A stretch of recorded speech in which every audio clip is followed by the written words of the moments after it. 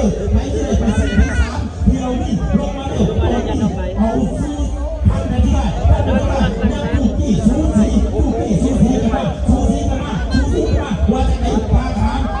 รอบ2ปลาขามรอบ1วันนี้กำลังดูกี่สูสีกันมาอยู่บ้านท่าขามแล้ววันนี้กำลังดูกี่สูสีลงมาดูวันนี้คืออะไรที่